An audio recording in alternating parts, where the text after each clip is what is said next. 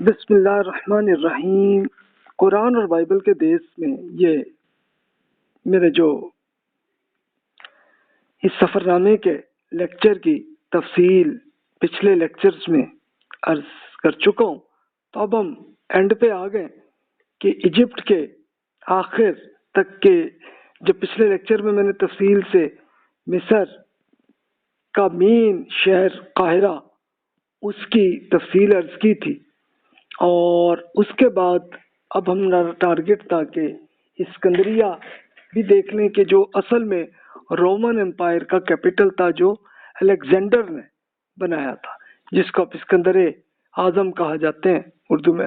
حالانکہ اعظم تو اتنے نہیں ہیں، بس انہوں نے کیا کیا تھا کہ بس وہ فتوحات ہی کی تھی نا، اور کیا تھا۔ تو ہم لوگ خیر ابھی قاہرہ میں اسی اب جو کینیڈین ہاسٹل میں تھے، ہم سو کے اٹھے، نماز پڑھی، تو اب گھر سے نکلے ہوئے ہمیں کافی دن گزر گئے تھے، اب دل چاہ رہا تھا واپس جائیں، اور اب ظاہر ہے کہ میری بچے والدہ گھر میں وہ بھی مس کر رہے ہوں گے، تو ہم نے یہی ٹارگٹ کیا کہ چلو بھی اب صرف تیزی سے یہ اسکندریہ دیکھ لیں کہ قریب ہے، اور اس کو دیکھ کے پھر ہم واپس ہم لوگ جو ہیں پہلے تو ٹارگٹ تھا کہ لقصر شہر وہ بھی دیکھیں، الغروقہ الغردقہ یہ بھی دیکھ لیں، ہرغادہ بھی دیکھ لیں، لیکن پھر یہی سوچا کہ اب میرا خیال اب یہیں پہ اسکندریہ دیکھ لیں تو کافی ہے، تو وہی پھر ہمارا ایک بنا پلان۔ تو خیر جناب، اب ہم لوگ رنگ روڈ پہ نکلے قاہرہ سے باہر، تو یہ روڈ جو ہے فیوم کی نخلستان کی جانب لکھی ہوئی، یہ ایک بورڈ لگا ہوا تھا، اور انگلش میں فیوم اویسس، یہ اس پہ لگا ہوا تھا بورڈ۔ مصر میں بڑا ایک نخلستان ہے کہ جو بڑی جھیل قارون کے نام سے یہ مشہور ہے، لیکن رنگ روڈ سے ہوتے ہوئے ہم اسکندریہ جانے والی طرف ہم چلے گئے، جو کہ ایک ڈیزرٹ ہائی وے ہے، جو مصر کی ایک ہی موٹر وے ہمیں پتہ چلی، تو وہ تھی، اور مصری اس پہ بڑا فخر کرتے ہیں، یہ بالکل ایسے جیسے پاکستان میں موٹر وے پہ بڑا فخر کرتے ہیں، تو سیم وہی تھا۔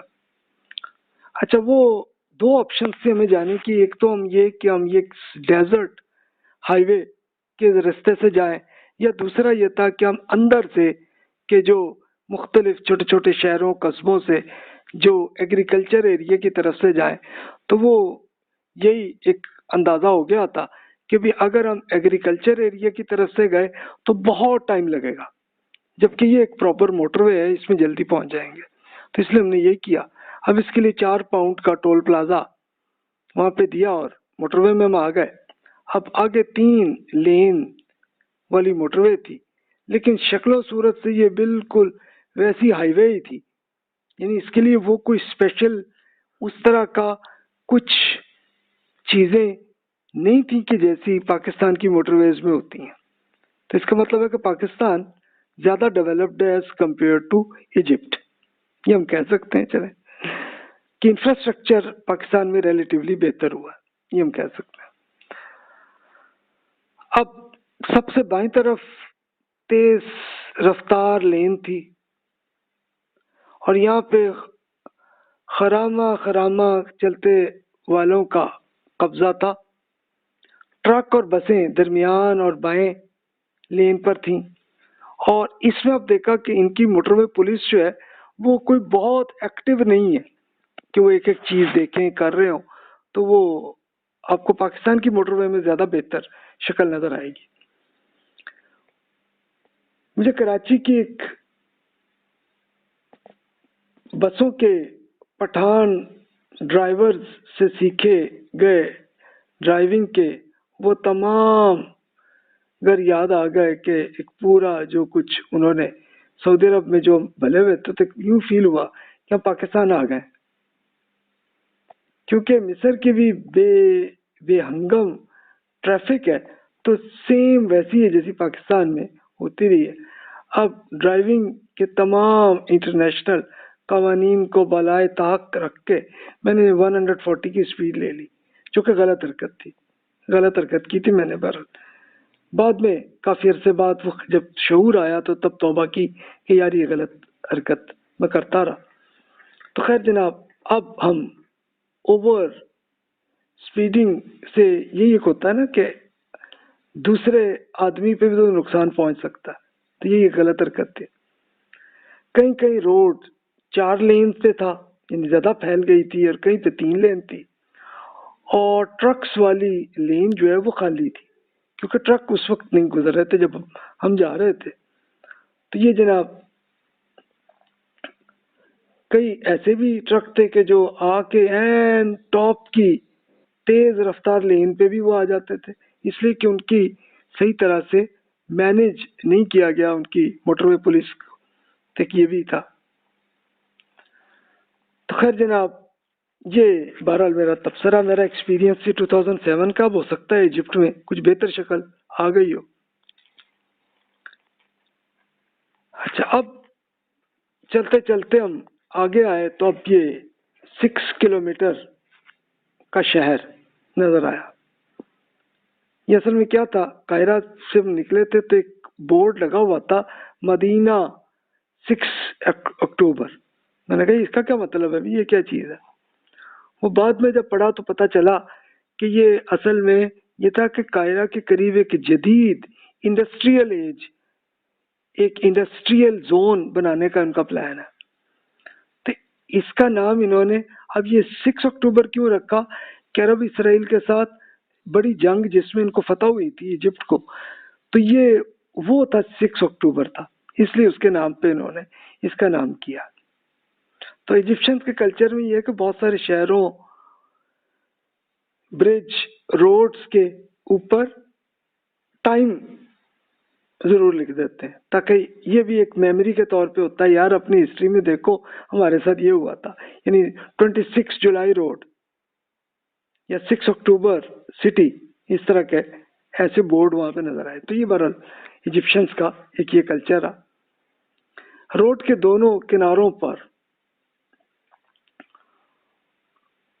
ہورڈنگز ہر طرف لگی ہوئی تھی، اپنی مارکیٹنگ کے اس کے طریقے کے لیے انہوں نے لگائی ہوئی تھی۔ اب ظاہر ہے کہ اس میں یہ بھی تو ہوتا ہے نا، کبھی آندھی اور طوفان سے یہ اڑ کے نیچے بھی تو گر سکتی ہے، ایکسیڈنٹ بھی تو ہو سکتا ہے۔ لیکن وہ ہمارے ہاں بھی ایسے ہی ہے، اور ایجپٹ میں بھی وہی تھا۔ اچھا، کہنے کو یہ ڈیزرٹ تھا، لیکن ایک طرف کھیت بھی نظر آ رہے تھے، تو ایک سبزہ اچھا لگ رہا تھا۔ یہ دریائے نیل کا ڈیلٹا کا علاقہ کہ جس میں دریائے نیل کی کئی شاخیں بن جاتی ہیں اور ہر طرف جا جا کے ہر طرف پانی پہنچتا ہے۔ دیکھیے انتہائی خوبصورت ایک یہ صورتحال تھی۔ یہ بالکل اس سے پہلے ڈیلٹا میں نے دیکھا تھا سندھ میں، میرپور، ساکرو اور کیٹی بندر کی طرف جا کے نا میں نے دریائے سندھ کا ڈیلٹا دیکھا تھا، لیکن پھر یہ فیل ہوا کہ ایجپشنز کا یہ دریائے نیل کا ڈیلٹا یہ زیادہ ڈیولپڈ ہے، اس پہ ایگریکلچر زیادہ ڈیولپڈ ہے۔ اس کی شاید یہی وجہ ہوگی کہ اس میں پانی زیادہ ہے، اور دریائے سندھ کے اندر پانی اینڈ پہ آ کے کم ہوتا ہے، یعنی مینج صحیح طرح سے نہیں کیا گیا، شاید یہی ہوگی وجہ۔ ہمیں ڈگی سے کچھ چیزیں لینے کی ضرورت پڑی، تو ایک روڈ کے ایک طرف کیا تو ایک تھوڑا سا ایک طرح کا ایریا تھا، تو وہاں پہ روکی گاڑی، تو ایک بزرگ کو دیکھا تو وہ بھی گاڑی روک کے ایک کھڑکیاں کھول کے مکھیوں کو انجوائے کر رہے تھے۔ وہ کیونکہ وہ مکھیاں بہت ساری ان کی گاڑی کے اندر گھس گئی تھی اور بہت کچھ تھا۔ تو خیر مجھے بھی یہ تھا کہ مکھیاں بہت زیادہ اس پورے ڈیزرٹ میں، اور ساتھ ایگریکلچر کا ایریا بھی تو اس میں یہ تھا، تو اس لیے اس میں یہ آیا اس میں۔ تو خیر جناب ہم آئے، لیکن اب وہ اس کی اندر गाड़ी के अंदर जितनी मक्खियां आ गई थी तो इनको निकालने में काफी मेहनत हमें करनी पड़ी। खैर अब निकले। अब हाईवे पे अफ्रीकी सफारी पार्क नजर आया जिससे चिड़ियाघर बना हुआ था, लेकिन अब हमें चिड़ियाघर देखने की कोई खास जरूरत फील नहीं हुई। आगे सिकंदरिया के टोल प्लाजे पे हम 1.5 घंटे में पहुंच गए कि मोटरवे का यही फायदा था कि अगर एग्रीकल्चर जोन से हम जा रहे होते तो फिर शायद 3-4 घंटे लगते, यहाँ 1.5 घंटे में हम पहुंच गए थे। मोटरवे खत्म हुई, अब आगे आम नॉर्मल रोड तो लिखा था सिकंदरिया 50 किलोमीटर। थोड़ा सा हम आगे गए तो एक मैकडोनल्ड नजर आया। दोपहर आ गई थी तो वहीं पे बैठ के हमने खा लिया। हमने कहा यही बेहतर है, इसलिए कि इजिप्शियंस के खाने में पता नहीं क्या चीज़ हो क्या ना हो जो हमें पसंद आए ना आए, तो चलो मैकडोनल्ड का ये पता है ना कि क्या चीज़ है, तो चलो वहाँ पे लिया। अब इसके बाद हम सिकंदरिया में एंटर हुए और रोड के दोनों जानिब झील नजर आ रही थी। ये बहिर रूम का इसके अंदर ये बहरे रूम का पानी था जो कि जमीन के अंदर से निकल के एक झील बन चुका था। इसको झील मारयूथ कहते। तो ये बहुत खूबसूरत मंजर आया और इसमें चूंकि दरिया नील का पानी भी इस तरफ आ रहा था तो झील के किनारों पर एक बालीजी झील के साथ बहुत सारे सरकंडे से लगे हुए थे और बहुत झील सरसब्ज नजर आ रही थी। यहाँ पे अब हम एंटर हुए, आबादी अब नजर आई, आगे सिग्नल बनता तो हमें ये हैरत के इंतहा नहीं हुई कि ये जिंदगी में पहली मर्तबा ये देखा। यानी क्या था कि एक कदीम जमाने की ट्रॉम नजर आई कि जो अब सिकंदरिया में से गुजर रही थी। फिर बाद में मैंने वो पढ़ा तो पता चला कि ट्रॉम 1860 में शुरू हुई थी। तो जाहिर है कि ब्रिटिश एम्पायर की भी हुकूमत बन गई थी इधर यहाँ पे इजिप्ट में, तो इन्होंने ट्रॉम का सिलसिला था और वो अभी तक जारी था। तो ये ट्रॉम मैंने पहली बार देखी थी, क्योंकि पाकिस्तान में भी कराची में वो चलती होती थी लेकिन हमारे पैदाइश से पहले ही वो खत्म हो गई थी, तो इसलिए वो कभी नहीं देखी थी। 4 बोगियों पर मुश्तमिल ट्रॉम एक तंग लाइन पर हमारे सामने से जा रही थी और इसकी बोगियां भी अंग्रेजों के जमाने की बनी हुई थी। यानी उन्होंने कुछ नया कुछ नहीं बनाया, वही जो कुछ था वैसे ही था। यहाँ इन्होंने फाटक की जरूरत नहीं बल्कि उन्होंने सिग्नल सिंपल बना दिया था, तो इस तरह से चल रहा था। ये बिल्कुल ऐसे ही कि जैसे लाहौर में कराची में भी मेट्रो बसेस चल गई है, तो ये इसी तरह से सिनेरियो वही आया। अब सिकंदरिया, जिसको इंग्लिश में अलेक्जेंड्रिया कहते हैं, ये सिकंदर ने बनाया था क्योंकि मिस्र से उसने जब यूनान से आके मिस्र को फतह किया था तो यहाँ पे उसने इसको अपना दारुल हुकूमत बनाया था। अब जाहिर है कि खुद तो नहीं रहा इसमें, खुद तो वो अपनी फतह करते करते इंडिया पाकिस्तान के इलाके तक पहुंच गया था, तो वो तो था उसका, लेकिन यहाँ पे उसके अपने जो भी गवर्नर वगैरह थे। लेकिन कुछ अरसे के बाद तो ये हुआ कि इटली की हुकूमत बन गई और पटोलमी और रोमन बादशाहों की हुकूमत में इसी अलेक्जेंड्रिया को इन्होंने दारुल हुकूमत बनाया। यहाँ की वही मलका मशहूर है क्लोपत्रा, जिसको इंग्लिश में क्लोपेट्रा कहते हैं, उन्हीं के नाम पे फिल्में बहुत कुछ बनाई गई हैं। तो ये वही थी और इन्होंने यही किया था कि रोमी फाते थे पोम्पी, उन्होंने मिस्र के ख्वाजा सराओं के हाथों वो कत्ल हुआ था इस इलाके में। तो यहाँ पे पोम्पी से हुकूमत छीनने वाले रेजर ने यहाँ पे हमला किया था और फिर क्लोपेट्रा से शादी भी कर ली थी। क्लोपेट्रा के बाद ये शहर एक मीन मशहूर सूबाई दारुल हुकूमत रहा रोमन एम्पायर का। عمر بن عاص رضی اللہ عنہ نے جب مصر فتح کی تو وہ الیگزینڈریا کا جو مین دارالحکومت یہی الیگزینڈریا ہی تھا، لیکن اس کو چھوڑ کے عمر بن عاص رضی اللہ عنہ نے فسطاط میں جو دارالحکومت بنایا تھا، تو وہی پھر قاہرہ بنا جو آج کل ہے۔ اب خیر اسکندریہ کا لائٹ ہاؤس نظر آیا، تو لائٹ ہاؤس میں نے دیکھا تھا کراچی میں بھی، تو یہاں پہ بھی دیکھا کہ لائٹ ہاؤس ایک قدیم عجائب کہ ہوتا تھا کہ تاکہ لوگوں کو روشنی آ جائے جو سمندری جہاز سے گزر رہے ہیں، تاکہ ان کو پتہ ہو بھی یہاں پہ کوئی آپ کا جہاز خراب ہو سکتا ہے، اس کے قریب نہ ہو، اس لیے لگاتے تھے۔ ابن بطوطہ نے اپنے سفر نامے میں اس مینار کی خستہ حالت کو بھی انہوں نے اپنے سفر نامے میں ذکر کیا، جب وہ 1340 کے زمانے میں انہوں نے وہ ایجپٹ کا سفر کیا تھا۔ تو خیر بعد میں پھر یہ لکھا گیا کہ ابن بطوطہ 20 سال بعد دوبارہ وہ اس الیگزینڈریا پہنچے تو تب وہ مینار منہدم ہو چکا تھا۔ ظاہر ہے کہ وہ پرانی کنسٹرکشن ختم ہوگی، بعد میں لوگوں نے پھر بنا لیا ہوگا، تو بناتے بناتے اب وہ اس وقت اس سچویشن میں تھا۔ اچھا، اب مصر کے لوگ اپنی گرمیاں گزارنے کے لیے الیگزینڈریا میں آتے ہیں۔ اچھا، وہ کیوں؟ اس لیے کہ الیگزینڈریا میں اتنی شدید گرمی نہیں ہوتی، تو یہ ان کے لیے ایک بڑا آئیڈیل علاقہ آتا ہے۔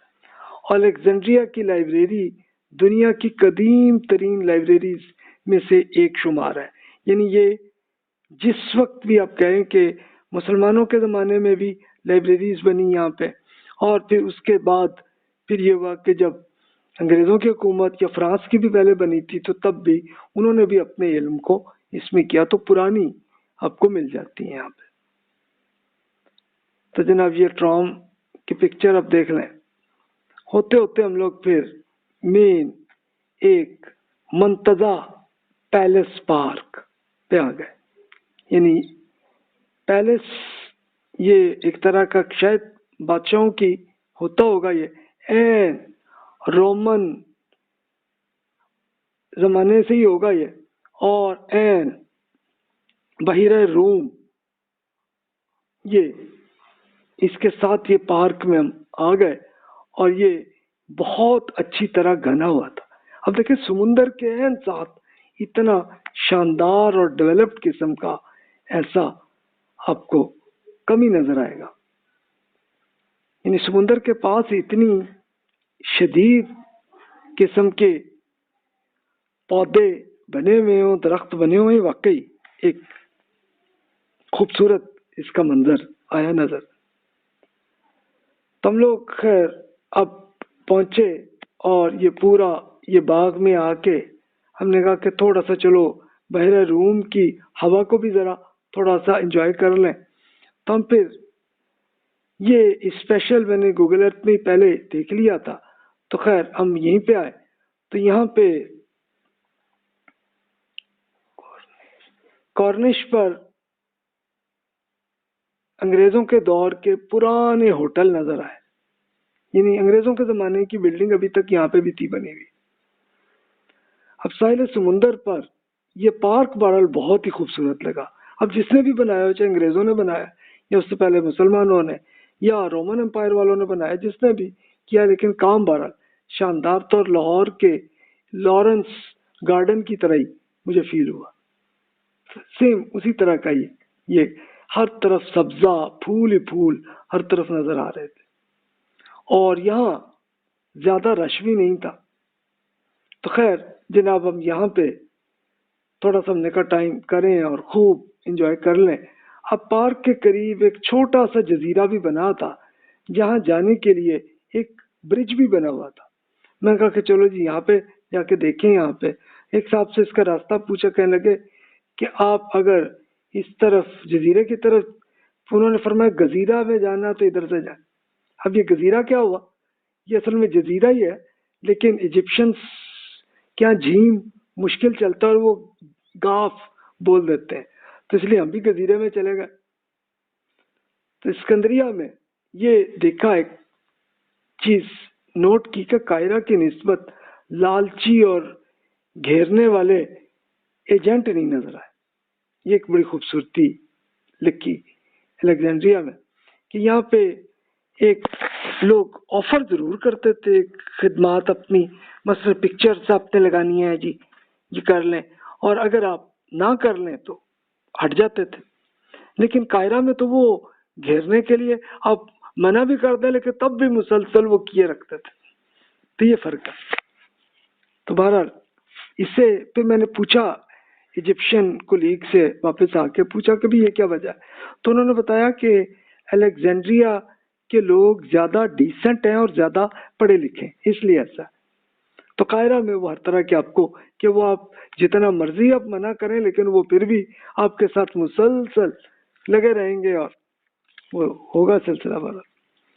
اب اس گزیرے یعنی جزیرے کے پاس پارک میں دیکھا تو یہ بھی گھنا ہوا سبزہ تھا اور بہت پیارا لگ رہا تھا. تو یہاں پہ لوگ اپنی فیملیز کے ساتھ یہاں پہ اس جزیرے پہ رکے ہوئے تھے، اور اب میڈیٹرینین سمندر کی چھالیں سیدھی آ کے ٹکرا رہی تھی دیواروں پہ اور لوگوں کو اس کی بھگو بھی رہی تھی، یعنی پوری سے اڑ کے اس طرح سے آ رہا تھا. تو ایک واقعی اصل یہ چیز تھی اسپیشل الیگزینڈریا میں دیکھنے کی کہ انتہائی گھنا سبزہ بھی ہے اور سمندر بھی ہے اور سمندر کی تیز لہریں بھی ہیں اور ہوا بھی ٹھنڈی ہے، اس لیے وہاں پہ گرمی زیادہ نہیں ہوتی. ورنہ ایجپٹ کی گرمی بھی ایسی ہی ہے کہ جیسی پاکستان میں جیسی گرمی ہوتی ہے، پنجاب میں جیسی وہی ہے. تو یہاں پھر میڈیٹرینین کافی چوڑا اس جگہ پہ ہو جاتا ہے. تو اس سمندر کی دوسری طرف ترکی کا شہر پٹارا وہ ہے، لیکن بیچ میں کوئی اندازہ یہ کہ 1000 کلومیٹر جتنا ہوگا بیچ میں، اتنا فرق، یعنی 1000 کلومیٹر لمبا یہ سمندر ہے. اس کو کراس کریں تو پھر آپ ترکی میں آ جاتے ہیں اور اس کے ساتھ پھر یورپ بھی آ جاتا ہے کہ وہیں سے آپ اس میں پھر آپ گریس اور ترکی اور پھر آگے آگے آپ چلتے جائیں. تو یہ ہے. اب الیگزینڈر بس میرے ذہن میں آیا، میں نے کہا کہ انہوں نے کیا حرکتیں کی کہ یہ صاحب نے نوجوانی میں دنیا کے بڑے حصے کے سکون کو طے و بالا کر دیا تھا. یعنی مصر سے لے کے انڈیا تک آپ ذرا سوچیں کہ کیسی تاخت و تاراج، یعنی اپنی طرف سے فتح کر کے میں اپنی حکومت یہاں تک چلا دوں گا، اتنی پوری زمین کو فتح کر لوں گا، مقصد یہی تھا ان کا. تو انڈیا اس زمانے میں وہ تھا کہ جو آج کل کا پاکستان جہاں پہ ہے، تو وہ بھی اس وقت زمانے کا انڈیا کا حصہ ہی تھا، بلکہ ایون افغانستان کا بھی کچھ حصہ اس وقت انڈیا کا حصے میں ہی آتا تھا. تو یہ، لیکن انڈیا کوئی ایک ملک نہیں تھا بلکہ بہت ساری چھوٹی چھوٹی بہت سی ریاستیں تھیں. لیکن ہوا یہی کہ انڈیا سے واپسی پہ بابل کے علاقے میں، بابل کا علاقہ یہ عراق میں، کہ وہ انتہائی بیمار ہوئے تھے. ذرا کیوں ان کے لیے پھر وہی ہسٹوریکلی یہی بتایا جاتا ہے کہ وہ پھر ساہیوال کے پاس علاقے میں ان کی یہاں کے لوگوں سے جنگ ہوئی تھی. تو ایک عام آدمی نے ایک زہریلی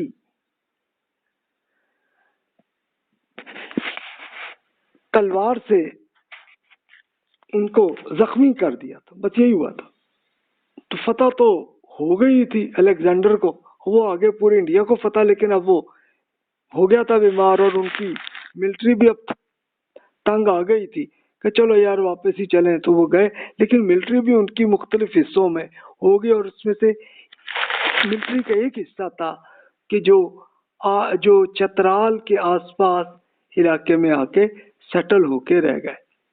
اور اسی طرح پنجاب کے اندر بھی کئی ایسے علاقے ہیں کہ جس میں جو اسپیشلی جو الیگزینڈر کے جو غلام تھے تو وہ بھی بچ گئے، نکل آئے اور یہاں کے پھر پاکستان کے ایریے میں سیٹل ہو گئے، اور ان کی نسل در نسل اب تک موجود ہے. تو آپ چترال کی آپ وادی میں چلے جائیں، بمبوڑ، اور اس کے پاس وہ اس کو پھر کافرستان کہتے ہیں. تو وہ اس لیے کہ وہ سیم اسی وہ مشرکانہ جو مذہب جو تھا الیگزینڈر کے زمانے میں، تو سیم وہی ان کے یہاں سیم وہی ہے. تو وہ آپ دیکھ لیں تو وہ ان کی نسل در نسل وہی آپ کو خود فیل ہوگا کہ یار واقعی یہ یورپی ہیں، یونانی ہیں، یعنی ان کی نسل در نسل ایسا ہے یہ سلسلہ.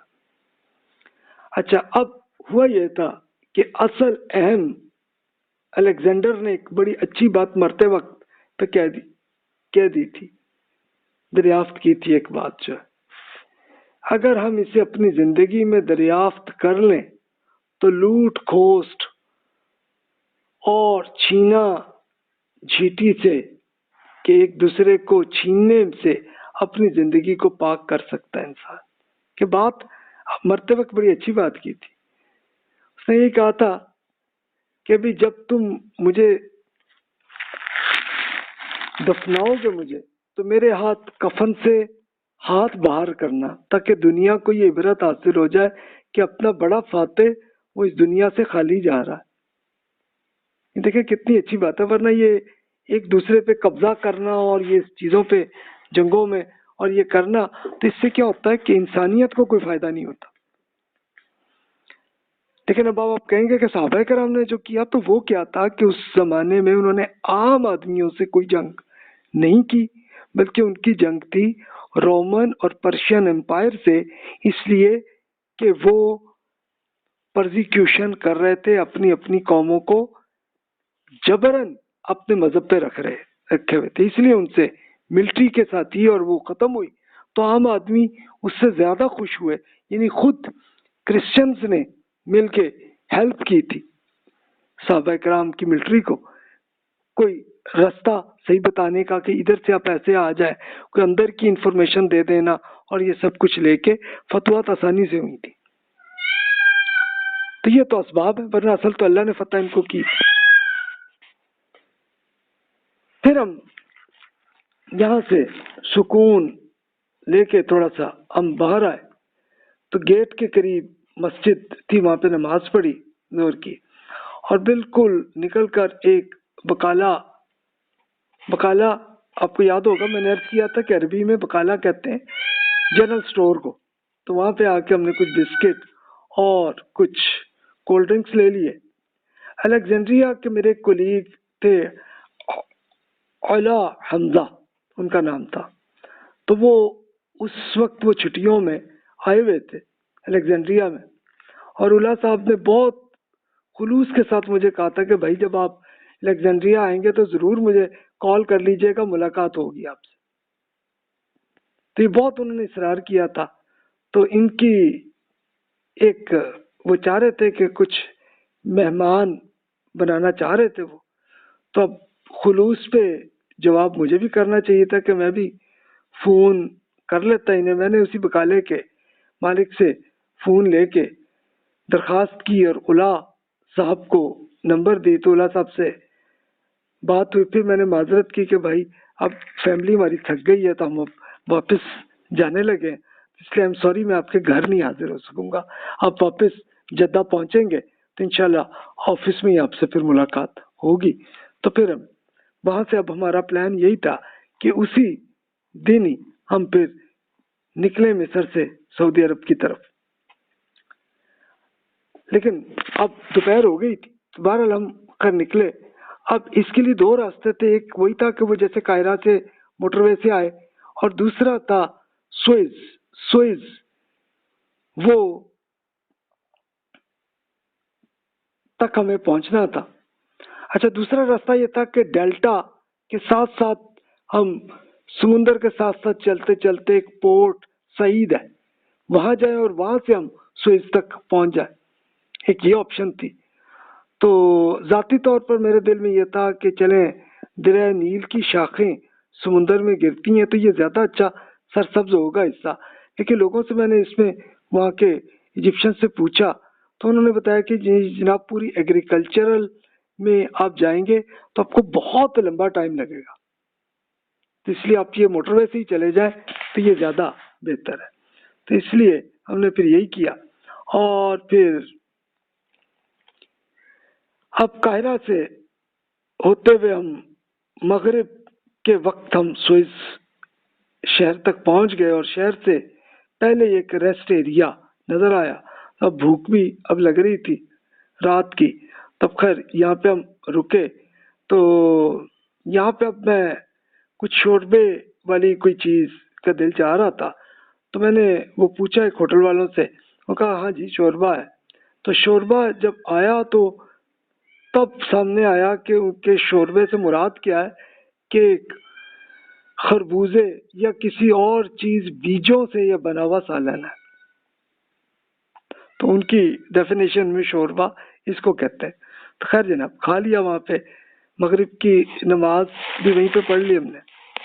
अब ये था कि सुइस की जो सुरंग है, टनल से हमने निकल के इस सुइस नहर से निकल के जाना है ना, और अब हमारा टारगेट था नोएबा।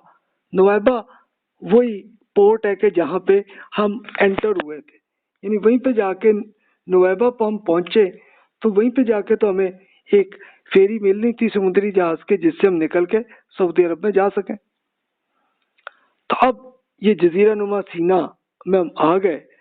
अब मेरी बेटी मारिया साथ ही थी जो 3 साल की हो गई थी, और अब इसका एक पूरा ज़ौक फितरत का आ चुका था। तो बीच में चलते चलते कहने लगी अब्बू वो देखें ये सीन है। अब सीन देखा तो क्या नजर आया, वाकई इंतहाई खूबसूरत सीन आया नजर। यानी क्या हुआ कि अब सहरा में तुलुए आफताब का मंजर तो हमने देखा था, लेकिन तुलुए महताब का ये पहला मौका मैंने जिंदगी में देखा। यानी क्या था कि एक डेजर्ट के अंदर, पहाड़ियों के अंदर से चांद बाहर निकल रहा था, ये सीन था। तो ये देखिए नेचर से हम जब देखते हैं तो फिर हमें अल्लाह ताला की पूरी ताकत और अल्लाह ताला ने कैसे टेक्नोलॉजी इस पूरे की है, तो ये इंसान को नजर आती है। अब खैर रात हो गई थी और ड्राइविंग में जो इजिप्शियन ड्राइवर थे वो गैर मुहज्जब किस्म के ही नजर आए। यानी अब होता ये कि भी अब सामने से ट्रक आ रहा है, हमारी गाड़ी है, कि भी अब अपनी लाइट जरा हल्की कर लेना ताकि, लेकिन वो क्या करते कि हमें पास आके एकदम तेज करते ताकि हम जनाब एक तरफ परे हो जाए। तो इस तरह से बहरहाल अब ये तजर्बा हुआ और होते होते हम फिर बहरहाल चले आगे जनाब। अब ये तजर्बा आपने पाकिस्तान, इंडिया में भी आपने देखा होगा यही कि लोग अपनी लाइट्स को इतना तेज कर लेते हैं कि अगलों को नजर ना आए। तो मकसद यही होता है कि अगला परे ही होके जाए, हम तक अपनी स्पीड पे ही जाए। तो खैर जनाब अब ये बहरहाल इजिप्ट का भी हालत सेम वही थी। अब हम जा ही रहे थे, 3 घंटे में हम लोग नोएबा पहुंच गए। अच्छा बीच में बहुत सारे ब्लैक कलर के पहाड़ियों और पहाड़ों के अंदर से गुजरे।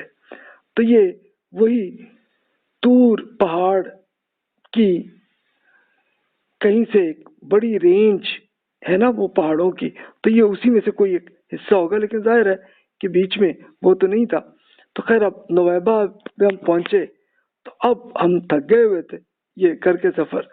तो अब पहले ये था कि फेरी का टाइम पूछ लें ताकि फिर हम सोचें अगले प्लान को। तो खैर मालूम हुआ उसका टाइम मिल गया, तो इसका मतलब है कि रात हम इधर ही सो लें। तो यहाँ पे एक टूरिस्ट विलेज हमें मिल गया। यहाँ पे एक बहुत ही आला दर्जे का होटल में कमरा बहुत सस्ती फीस में मिला, क्योंकि यहाँ नोएबा में टूरिस्ट बहुत ही माइनर से थे। क्योंकि जो भी टूरिस्ट आते हैं तो या तो वो सेंट कैथरीन में जाते हैं या फिर शर्म शेख में ज्यादा जाते हैं। तो इसलिए यहाँ पे रिजॉर्ट तो बहुत अच्छे, टूरिस्ट विलेज जो है बहुत खूबसूरत बने थे, स्विमिंग पूल भी था और सब कुछ था, लेकिन थे बहुत सस्ते। तो खैर जनाब अब सोए आराम से, सुबह उठे, नमाज पढ़ी, फिर नाश्ता करके अब हम بندرگاہ کی طرف چلے کہ تاکہ سپیڈ بوٹ جو ہے وہ ہمیں مل جائے، اس کی ٹکٹ مل جائے۔ یعنی یہ کیا چیز تھی؟ یعنی فیری دو قسم کی ہوتی ہیں، ایک ہوتی ہیں کہ جو بڑے سمندری جہاز جیسی ہوتی ہیں، تو اس میں تو میں پیچھے عرض کر چکا کہ آتے ہوئے وہ چلنے میں چل جائے تو کوئی بات نہیں، 1-1.5 گھنٹے میں پہنچ جاتے ہیں، 3 گھنٹے میں پہنچ گئے۔ لیکن وہ خواری یہ ہوتی ہے کہ وہ چلنے کے لیے وہ اچھے خاصے 10-12 گھنٹے لگا دیتے ہیں اس میں، اور پھر جب ایگزٹ کریں تب بھی یہی ہوتا ہے، کیونکہ پورے اپنے ٹرکوں، بسوں، گاڑیوں سب کو نکالنے میں لگتا ہے۔ لیکن سپیڈ بوٹس جو ہیں وہ اچھی سپیڈ میں شروع ہو جاتی ہیں کہ اس کی اتنی بڑی لوگ نہیں آتے، تو اس لیے میرا یہی ٹارگٹ تھا۔ تو خیر یہی کیا کہ سپیڈ بوٹ کا ہی لیا، لیکن اس وقت جمعہ کی نماز کا ٹائم بھی آ گیا تھا اور ابھی ٹائم تھا سپیڈ بوٹ کا، تو اب میں نے یہی کیا کہ یہ اس بندرگاہ کے میں نے ان سے کہا کہ بھائی میں نے نماز کے بعد میں انٹر ہوں گا، کہتے ٹھیک ہے جی کوئی بات نہیں، ٹائم ہے ابھی۔ تو میں خیر گیا، تو اب یہ نویبہ ایک طرح کا دیہاتی علاقہ تھا مصر کا، وہاں پہ بندرگاہ کے مسجد میں ہی نماز پڑھی، تو مسجد میں امام صاحب کا خطبہ بھی سنا۔ خطبے کا موضوع رسول اللہ صلی اللہ علیہ وسلم کی سفر معراج ان کا موضوع، اس پہ وہ عربی میں کر رہے تھے کیونکہ یہ رجب کا مہینہ تھا۔ تو امام صاحب کی تقریر کرنے کا سٹائل بالکل ویسے ہی تھا کہ جیسے ہمارے یہاں پنجاب کے دیہاتی علاقوں کے خطیب جیسے ان کا سٹائل ہوتا ہے نا، بالکل مصر میں بھی بالکل وہی تھا۔ البتہ جس طرح کی راگ لگانے کے معاملے میں ہمارے خطیب جیسے شاندار کرتے ہیں، جیسا میوزک ان کا ہوتا ہے، تو مصری اس میں سے یہ مقابلہ پورا نہیں کر سکے وہ، تو یہ ہوا۔ تو خیر جناب نماز پڑھی اور پھر اس کے بعد کسٹم اور امیگریشن کے مراحل کر لی ہم نے، اس کے بعد بیوروکریسی کے باعث وہ جو انہوں نے آتے ہوئے کیا تھا کہ جناب ایجپشن پلیٹ آپ لگائیں اپنی گاڑی پہ، تو اب اس کو واپس بھی کرنا تھا نا ان کو، تو اس کے لیے ایک چھوٹا سا ہوا، ایک مصری صاحب کو معلوم ہوا میں پاکستانی ہوں، تو انہوں نے میری ہیلپ بھی کی کہ آسانی سے پلیٹ نکال دی۔ اچھا اب وہ پلیٹ سعودی پلیٹ لگانی تھی اس میں جو میں نے رکھی ہوئی تھی اندر ہی، وہ اس کو خیر لگا دی یہاں پہ۔ اب فیری میں چڑھنے کا مرحلہ بھی آیا، تو یہاں پتہ چلا کہ ٹکٹ کاؤنٹر والوں نے ہمارے اصرار کے باوجود سپیڈ بوٹ کی بجائے سلو بوٹ کا ٹکٹ دے دیا تھا۔ تو وہ جو خواری ہونی تھی وہ پھر ہو گئی، اور میرے ذہن میں یہاں پہنچنے کا کوئی 11 گھنٹے کا سفر ہو جائے گا۔ پھر میں نے ان سے کہا کہ بھائی یہ اضافی رقم جو میں نے دی ہے اتنی، تو سپیڈ بوٹ کی دینا آپ نے، تو شکر ہے وہ مان گئے، انہوں نے پھر سپیڈ بوٹ میں میری انٹری کروا دی، شکر الحمدللہ۔ تو مصر سے ہم ملی جلی جو یادیں وہ یہی ہیں کہ بہت سے اچھے لوگ بھی ملے اور دوسروں کو تنگ کرنے والے بھی بہت سے ملے۔ یعنی پاکستانیوں کے بارے میں کوئی خاصی گرم جوشی بہرحال نظر نہیں آئی کا دکا جو خاص دیہاتی کوئی ملے نا تو ان کا آیا، تو یہ تھا بہرحال۔ تو یہ فیل مجھے یہی ہوا کہ جارڈن میں زیادہ اچھے مہذب لوگ زیادہ جارڈینینز ہیں، میرا یہ تجربہ یہ ہوا۔ اب آپ تجربہ کر کے دیکھ لیں، ہو سکتا ہے آپ کا ڈیفرنٹ ہو۔ اس مصر پر اب تاثرات کا یہ سلسلہ اس وقت تک مکمل نہ ہوا جب تک مصر کی مغربیت پر کچھ تبصرہ ہم نہ کر لیں۔ یعنی وہ کیا ہے، یہ ایک پورا کلچر انہوں نے بنا دیا یورپین کلچر کا۔ اصل یہ ہوا ایک ماڈرنائز کرنے کے لیے، اور وہ کیا کس نے، ان کی حکومت نے کیا کہ محمد علی پاشا کے دور میں مصر کے ماڈرنائز کرنے کا کام شروع ہوا تھا، اور محمد بن پاشا کی جو گورنر تھے سلطنت عثمانیہ کے 1875 کے تھے، لیکن پھر اس کے بعد انگریزوں کی حکومت بن گئی وہاں پہ، اس سے پہلے فرانس کی بنی تھی پھر ختم ہو گئی تھی۔ تو اس کے بعد پھر کیا ہوا کہ باقاعدہ مغربی کلچر ایسا بنا کہ انہوں نے پورا نائٹ کلب، کیسینو اور پھر ڈسکو یہ سب کچھ بنایا اور شراب کو بڑا کامن عام بنا دیا. تو یہ مصر میں بہرحال یہ ان کے اثرات یہ ہیں. اچھا انڈیا میں بھی سیم وہی ہے. پاکستان میں یہ ہے کہ جو کچھ ہے تو صحیح لیکن بہت کامن نہیں ہے، ہر طرف نہیں ہے اویلیبل. یعنی ایک عام آدمی کو یہ ایسی جگہ وہ نہیں ہے، جو ہیں بھی تو چھپ کے ہیں. تو بس یہ ایک فرق. دلچسپ امر یہ ہے کہ معاشرے کی ایک ویسٹرنائز کی ان کوششوں میں مسلم معاشروں نے کسی اہل مغرب کا جو پازیٹیو چیز ہے وہ نہیں ہم نے سیکھی، لیکن ان کی جو نیگیٹو حرکتیں ہیں وہ سیکھ لیں. اب پازیٹیو کیا ہے؟ یعنی یورپ اور امریکہ کی جو پازیٹیو چیزیں، ایک تو آزادی، یہ اظہار، جمہوریت، غریب طبقوں کی خدمت کرنا، انسانی خدمت ہے. یہ یورپ میں آپ کو ملیں گی اچھی چیزیں، امریکہ میں بھی ملیں گی. اچھا وہ ہم نے نہیں سیکھی، لیکن سیکھی ان سے کیا کہ ان کی ایک جنسی آزادی، شراب، جوا، کیسینو، جوا اور ڈسکو، اور پھر طوائف کے کلچر کو ایز اٹ از ہی رکھا. وہ ٹھیک ہے، اس سے پہلے بھی مغل زمانوں میں بھی یہ ہو گیا تھا اور انگریزوں کے زمانے میں زیادہ پھیل گیا اور یہ سلسلہ آیا. اچھا شدت یہ دیکھیے کہ وہی مصر میں اس مغربیت کے خلاف اخوان المسلمین نے ایک بڑی مؤثر آواز انہوں نے کی تھی، لیکن انہوں نے پھر حکومت کے خلاف تشدد کا سلسلہ شروع کیا تھا، تو تبھی ان پہ سختی سے ان کو کچلا بھی تھا. یہ ناصر نے کیا اور ان کے بڑے لیڈرز کو جہاں بھاگ بھی کیا، وہ معاملہ تھا. 1990 کے عشرے میں اہل مصر کی اکثریت نائٹ کلبز میں نہیں جاتے تھے اتنے. یعنی ہوا کیا کہ اس کے بعد اخوان نے تشدد کے بجائے دعوت اور اصلاح کی کاوش کی اور لوگوں کی خدمت کی. تو پھر دیکھیے کہ اس کے مثبت اثرات بھی آئے.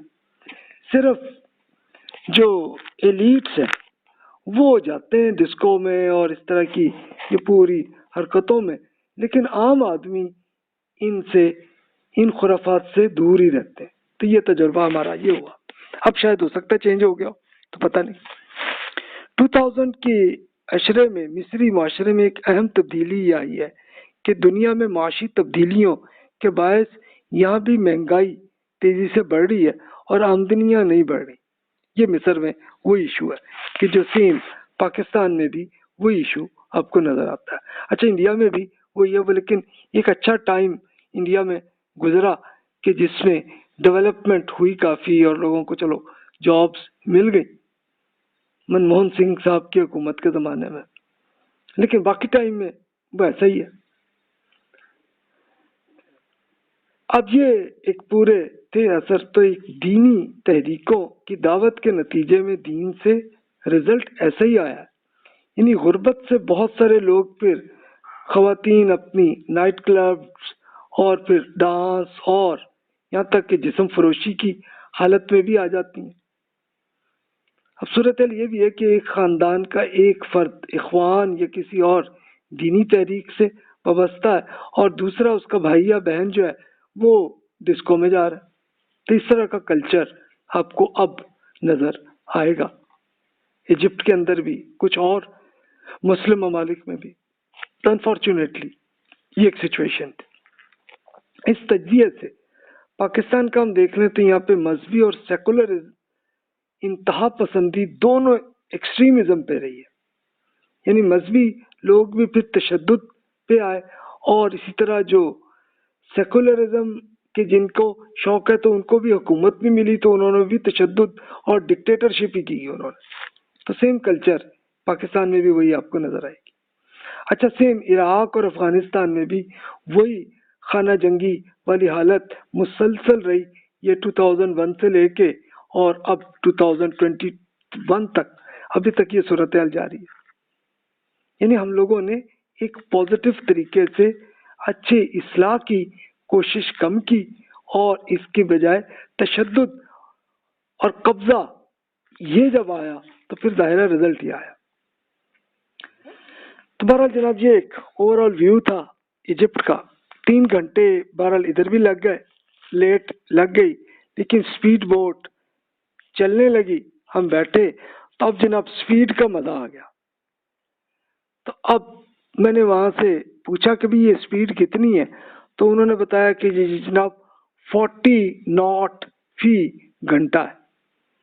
یعنی وہ ناٹ تو سمندر پہ ایسے کیلکولیٹ ہوتے نا جو آلموسٹ کہہ لیں تو 1 گھنٹے میں 80 کلومیٹر کی سپیڈ تھی، یعنی سپیڈ اچھی تھی اس کی. تو خیر جناب بوٹ میں بس ایک ہی چیز کمی محسوس ہوئی کہ کھڑکیاں کھل نہیں رہی تھی، یعنی سمندری ہوا نہیں آ رہی تھی. تو یہ تھا، لیکن اندر اے سی لگایا ہوا تھا انہوں نے، تو اب یہ بند کھڑکیاں ہی تھیں. تو یہ ایک طرح کے یہی ہے کہ ہم ایک طرح کے ہوائی جہاز پہ جیسے آپ دیکھ رہے ہو تو سمندر ایسے ہی دیکھ رہے تھے. ہم فیری پر آتے ہوئے ہمیں 11 گھنٹے 12 لگے تھے، لیکن سپیڈ بوٹ جو ہے اس کی نسبت کافی چھوٹی تھی، اس لیے گاڑیاں بھی کم ہی ہوں گی اس میں. یہاں پہ ہم نے اپنی گاڑی لگائی تھی. تو اب خیر سپیڈ بوٹ سے یہ 100 کلومیٹر کا جو ہے یہ نوئیبع سے عقبہ کا جو سفر ہے، اب 11 گھنٹے کی جو میں نے امید کی ہوئی تھی اتنا لگے گا، لیکن 6 گھنٹے میں ہم پہنچ گئے. یعنی اس میں 6 گھنٹے میں بھی یہی ہوا کہ 3 گھنٹے محض وہ لیٹ لگانے کے، اس میں 3 گھنٹے چلو، لیکن چلو وہ 11 گھنٹے کی نسبت اب 6 گھنٹے میں ہم پہنچ گئے. اب ہم پہنچے کہاں؟ ظاہر ہے کہ یہ جا کے جارڈن کی پورٹ میں ہم جا کے اترے. اچھا بوٹ کے اندر ایک یہ کاؤنٹر تھا کہ جس میں ایک طویل قطار تھی. اس میں تو میں نے لوگوں سے پوچھا یہ کیا، تو پتا چلا کہ آفیسر نے کہا جی آپ پاکستانی ہیں. میں نے کہا جی، کہتے ہیں آپ اپنے پاسپورٹ دے دیں تاکہ آپ کے امیگریشن ہم یہیں پہ کر لیں. یعنی اسی بوٹ کے اندر ہی انہوں نے کر دیا، یعنی جو بھی اسٹیمپ انہوں نے لگا کے دے دی تھی.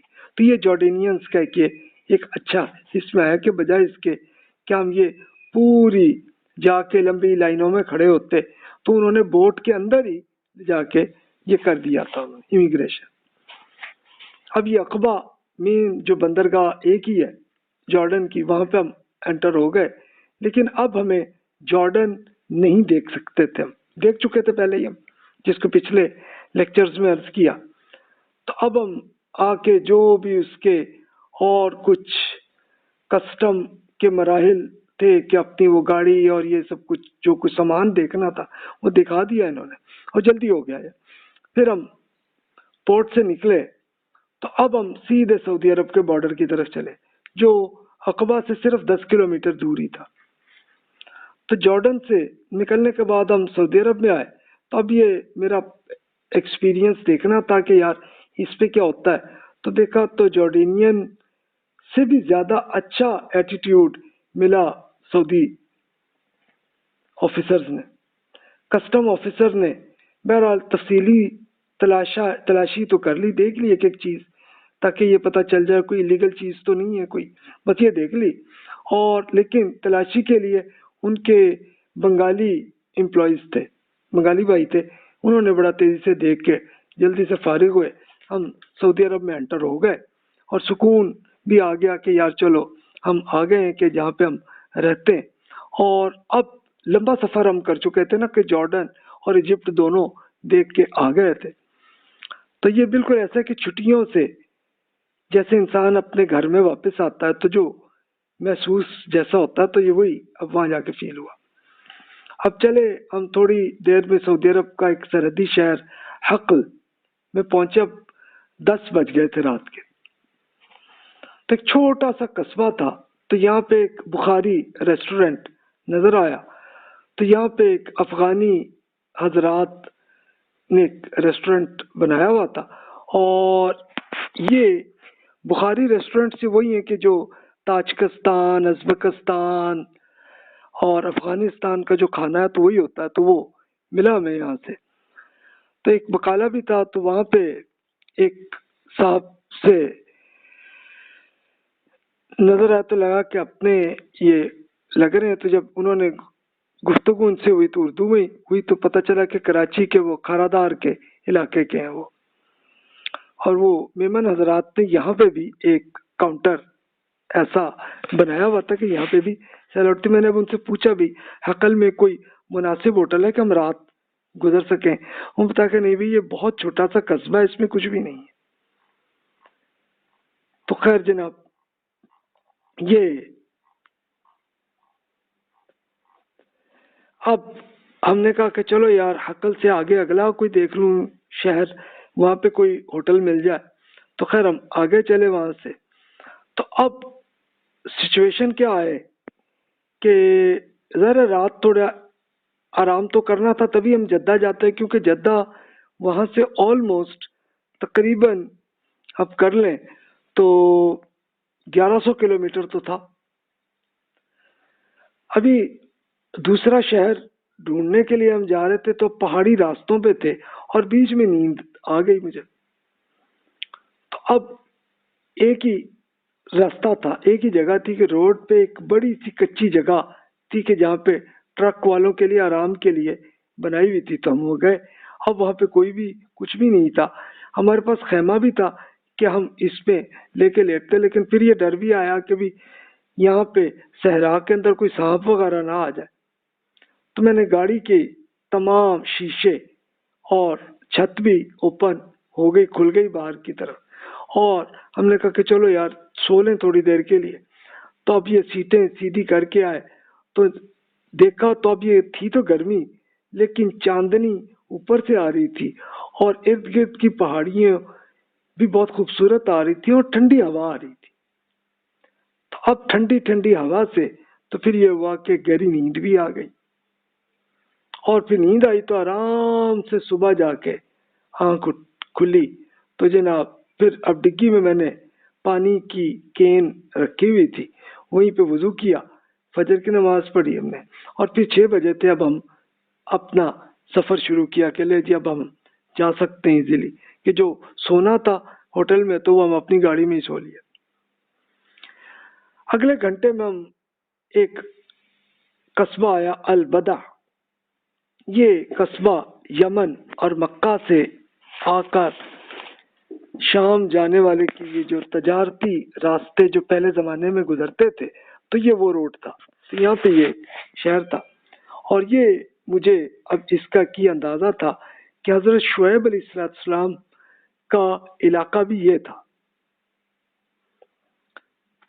کیونکہ اس زمانے میں عراق سے مصر تک جو بھی بزنس آتا تھا، اس طرح یمن سے جو بھی فلسطین سے آتا تھا تو راستہ یہ تھا.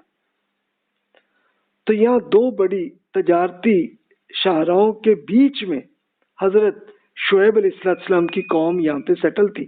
ظاہر قبیلہ ہوگا. تو یہ قوم سیدنا ابراہیم علیہ السلام کے تیسرے بیٹے مدین کی اولاد کی یہ قوم تھی جو تھی، لیکن 3-4 سال گزرے تھے تو یہ اعتقادی اور اخلاقی خرابیاں ان میں آ چکی تھی. یعنی کیا ہوتے کہ جو بھی بزنس کا قافلہ گزرتا تو ان کو جناب ناجائز فائدہ ان سے کرتے، اور بھی ہم آپ کی خرید لیتے ہیں چیز اور اس طرح، لیکن ناپ تول میں کمی کر لیتے تھے، پیسے اگلے کو اس طرح کم دینی اور چیز زیادہ لے لینی، اور پھر اس طرح بیچنی ہے تب بھی یہی کام کرنا ہے کہ وہاں سے بھی پروفٹ آنا. تو حضرت شعیب علیہ السلام نے انہیں شرک اور ناپ تول سے روکنے کا اپنی پوری قوم کو سمجھایا. یہ اللہ تعالیٰ کے رسول تھے جو اسی قوم میں تھے. انہوں نے جواباً یہ کہا کہ نہیں جی آپ اور آپ کے ایمان لانے والوں کو اپنا ایمان چھوڑ دو ورنہ ہم تمہیں جو ہے نا قتل کر دیں گے اور کر دیں گے. اب قرآن مجید میں یہ ذکر ہے، سورہ ہود میں جیسے آتا ہے، بسم اللہ الرحمن الرحیم، قالوا لا شعیب اصلاتک تأمرک ان نترک ما یعبد آباؤنا او ان نفعل فی اموالنا ما نشاء انک لانت الحلیم الرشید. شعیب کیا آپ کی نماز آپ کو سکھاتی ہے کہ ہم اپنے ان معبودوں کی پوجا نام کریں جس کی پرستش ہمارے باپ دادا بھی کرتے رہے تھے، یا یہ کہ ہم اپنے مال میں اپنی منشا کے مطابق تصرف ہم نہ کریں؟ کیا بس آپ ہی اکیلے ہیں کہ جو عالی ظرف اور راست باز آدمی، نیک آدمی آپ ہی رہ گئے؟ تو یہ دیکھیے اس طرح کی بدتمیزی ان لوگوں نے یہ کی حالت. اچھا اب آپ دیکھیں کہ خود ہمارے ہاں بھی مسلمان ہیں تو صحیح، لیکن جب وہ بھی فراڈ اور کرپشن اور یہ سب کرتے ہیں تو ان کا ذہن بھی ایسے ہی چلتا ہے. اگر کوئی ان کا اپنا کوئی دوست، کوئی کولیگ ان کو کوئی نیکی کی تلقین کرے تو وہ بھی جواب ایسا ہی آتا ہے جیسا حضرت شعیب علیہ السلام کو ان کی قوم نے کیا. تو یہ حالت یہ تھی. اب اللہ تعالیٰ نے جتنے ٹائم تک یہ کیا تو تمام حجت آ گئی. تمام حجت اس کو کہتے ہیں کہ بالکل کنفرم اتنا کلیئر آ جائے اگلے کو کہ اگلے کو بھی پتہ چل جائے کہ یار وہ غلط حرکت کر رہا ہے، اس کو کر لے. جب وہ ہو جائے تو پھر اللہ تعالیٰ نے شعیب علیہ السلام کو حکم دیا کہ آپ اور آپ پہ جو ایمان لائے ہیں آپ لوگ اس آبادی سے نکل جائیں. تو وہ نکل گئے. ارشاد ہوا وقال یا قومی لقد ابلغتکم رسالاتی ربی ونصحت لکم فکیف اصی علی قوم کافرین. اے میری قوم، میں نے اپنا پیغام آپ تک پہنچا دیا ہے اور آپ کی خیر خواہی کا حق بھی ادا کر دیا ہے. اب میں اس قوم پر کیسے افسوس کر سکوں کہ جو قبول حق سے انکار کرتی ہے. چنانچہ شعیب علیہ السلام وہاں سے نکلے تو اللہ تعالیٰ کا عذاب اس پہ آیا، اور اس کا پھر رزلٹ یہ ہوا کہ اس سے پہلے عاد اور سمود قومیں گزر چکی تھی جن پہ یہی ایسا عذاب آیا تھا. تو ایک تجارتی چوراہے پہ بیٹھی ہوئی اس قوم پہ بھی یہ آیا، اور یہ مدین اصل میں اس علاقے کا تھا، اس کے نام سے مشہور ہے. تو پھر عرب اور فلسطین میں پورا اللہ تعالیٰ کا پیغام پہنچا دیا، اور پورے عرب کا بچہ بھی اس پورے علاقے کو سمجھتا تھا، جانتا تھا. معلوم تھا اس لیے کہ عرب لوگوں کا سفر یہیں سے جاتا تھا. تو یہ تھا اس میں. خیر قرآن مجید میں اس تباہی کو خدا کے باوجود اور محمد رسول اللہ صلی اللہ علیہ وسلم کی رسالت کی نبوت کے طور پر پیش کیا کہ اب آخری رسول محمد رسول اللہ صلی اللہ علیہ وسلم ہے. اور یہ جو ہم لوگ سمجھتے ہیں کہ جناب ہم یہ غلط حرکتیں کرتے رہیں تو یہ جناب ہم پہ اللہ کی سزا آئی ہے، ایسے سزا نہیں آتی. سزا کے لیے اللہ تعالیٰ نے اصول یہ بتایا کہ پہلے اپنے رسول کو بھیجتے ہیں اور وہ پورا ایکسپلین کر کے پھر جزا اور سزا کو پریکٹیکل کر کے دکھاتے ہیں. تو وہ ہو گیا. ظاہر ہے کہ رسول اللہ صلی اللہ علیہ وسلم پہ نبوت ختم ہو گئی، تو اب وہ عذاب جو ہے اب نہیں آتا. اب یہ صرف ہوتا ہے کہ یہ جو پرابلمز آتی ہیں تو وہ صرف ایک ریمائنڈر کے طور پہ آتی ہیں کہ یار دیکھو اب باقی زندگی جتنی رہ گئی ہے تو غلط حرکتوں سے بچیں. تو خیر الوداع کے قصبے سے قوم شعیب علیہ السلام کے آثار مجھے نظر آ گئے. ان کے کہ پورا انہوں نے ایک باقاعدہ باڑ لگا دی تھی تاکہ اس میں انٹری نہیں کر سکتے. اب گیٹ بھی بند تھا. میں نے پوچھا وہاں کے لوگوں سے تو کہنے لگے کہ جی یہ 9 بجے کھلے گی، لیکن ابھی یہ صبح کے 7 بجے تھے. تو میں نے کہا کہ یار اب ہمیں گھر بھی پہنچنا ہے، تو اس لیے چلو ہم نے حضرت شعیب علیہ السلام کے اس پورے علاقے کو کہ جہاں پہ ان کی قوم پہ ہوا تھا عذاب، تو وہ آ گیا. لیکن دیکھا کہ بالکل جیسے قوم سمود کے نے جیسے چٹانوں کے اندر گھر بنائے تھے تو سیم اسی طریقے سے اس قوم نے بھی ایسے ہی چٹانوں کو کھود کے گھر بنائے ہوئے تھے. تو شعیب علیہ السلام کی اس پورے آپ کی قوم کے علاقے کی یہیں سے نظر آئی. تو اس کو چلو ٹورزم کو سعودی عرب والوں نے اس کو بھی اسی لیے سنبھال کے رکھا ہوا تاکہ قرآن مجید میں جو حکم جس کا آیا ہے ذکر جس کا، تو اس کا وہ پورا ایویڈنس اگلی نسل در نسل اب تک رہے.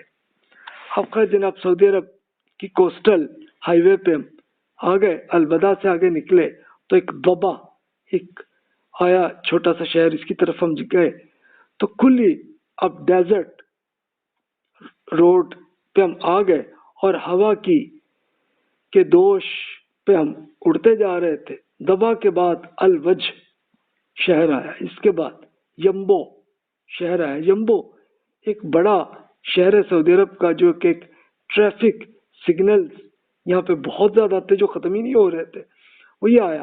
تو پھر جب ختم ہوئے تو پھر آگے یمبو کی انڈسٹریل اسٹیٹ نظر آئی، اور یہاں پہ پھر ایک باقاعدہ موٹر وے کی شکل میں روڈ آ گیا، جو ابھی تک سنگل روڈ تھا لیکن اب موٹر وے آ گئی.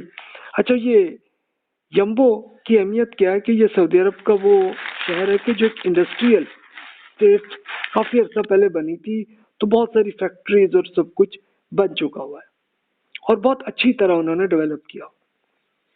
اس لیے بہت سارے پاکستانی انڈینز بھائی بھی جو ان کو جابز ملتی تو وہ یمبو میں رہتے. تو خیر جناب، اب میں نے یہ لیڈ اسپیڈ اور تھوڑی دیر میں ہی دیکھا تو آگے بدر کا ایگزٹ آ گیا، جس کو میں پچھلے لیکچر میں عرض کر چکا کہ یہیں سے ہم انٹر ہو کے جنگ بدر کے علاقے میں ہم آ گئے تھے، لیکن اب ہم دیکھ چکے ہوئے تھے تو اس لیے یہاں سے آگے ہم پھر آئے تو ابوا وہ آیا کہ جہاں پہ سیدہ آمنہ رضی اللہ تعالیٰ عنہا جو رسول اللہ صلی اللہ علیہ وسلم کی والدہ کا انتقال ہوا تھا، ابوا کے پاس. تو خیر وہیں سے ہم گزرتے، ہم پہلے وہاں سے گزر چکے تھے پہلے ہی نا. تب ہم آئے تو اب یہ جناب عصر کے وقت تک ہم جدہ میں انٹر ہو گئے. یعنی سعودی عرب کے روڈز کی خوبی یہ تھی کہ حقل جو آخری شہر تھا جو بالکل جارڈن کے بارڈر پہ تھا، وہاں سے جدہ تک 1100 کلومیٹر تھا، جس کو پاکستان میں دیکھ لیں لاہور سے حیدرآباد کا تھا. تو اس کا پورا سفر صرف 8 گھنٹے میں ہم نے کر لیا تھا. تو یہاں کے قرآن اور بائبل کے سفر نامہ یہاں پہ میرا ختم ہو گیا معاملہ. تو اب میں نے ارادہ کیا تھا کہ یار اور ملک بھی دیکھوں، جس میں خاص طور پر سیریا، ترکی، عراق، فلسطین، جس میں انبیاء کرام علیہ السلام کا، اور اس پہ پھر لکھوں بک. تو پھر 2009 میں ترکی گیا تھا. اس کے لیے میرا سفر نامہ اس لنک پہ موجود ہے، آپ وہ بھی کرتے ہیں. اس پہ بھی لیکچرز انشاءاللہ بنا دوں گا کچھ عرصے میں. تو یہ لیکن عراق اور فلسطین ہم نہیں دیکھ سکے، اس لیے کہ عراق میں بھی مسلسل جنگ کی حالت تھی اور فلسطین میں بھی مسلسل کہ وہ اسرائیل کی اسٹیمپ ہی لگتی ہے اس میں ایئرپورٹ پہ. تو پھر ہم واپس نہیں جا سکتے پاکستان اور نہ سعودی عرب جا سکتے، تو اس لیے وہ نہیں ہوا. تو بہرحال اب تک کی یہ صورتحال ہے. انشاءاللہ اگلے لیکچرز میں آپ سے ذکر کروں گا انشاءاللہ ترکی کا سفر نامے کا بھی. اور بیچ میں جیسے حضرت امام شافعی رحمۃ اللہ علیہ کے رسالے کا ذکر تھا تو وہ تھا. تو یہ میری بکس ہیں، حاضر ہیں آپ کے، آپ ان کو میری ویب سائٹ mubashirnazir.org سے آپ ڈاؤن لوڈ کر سکتے ہیں اور پڑھ لیں اس میں. تو جناب یہاں پہ یہ سفر نامہ تو مکمل ہو گیا. تھینک یو سو مچ، جزاک اللہ خیر واحسن الجزا.